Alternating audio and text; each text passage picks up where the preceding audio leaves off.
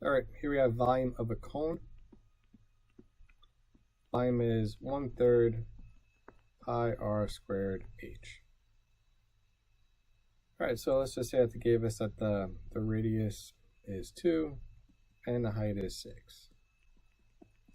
So that's 1/3 pi 2 squared times 6.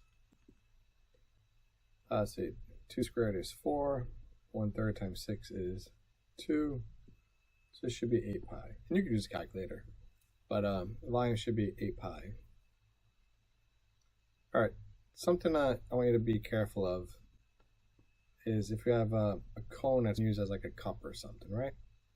Let's say they gave us that this is 4, and this height is, would be a good height to pick, 12.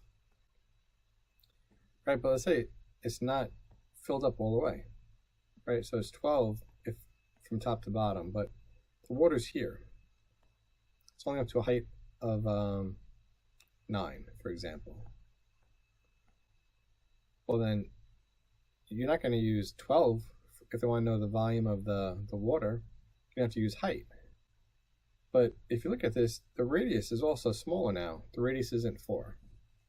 So what happens is you have these two triangles. This big triangle here with 4 and 12, and a smaller triangle with x and 9. That should be an x. You got to find out what x is by using a proportion. So 12 matches up with 9, and the 4 from the big triangle matches up with x. And if you do the work, you find that x is 3. So now you can find the volume of water. It's 1/3 pi r squared h, 1/3 pi times 3 squared times 9. You can excel with Cadell.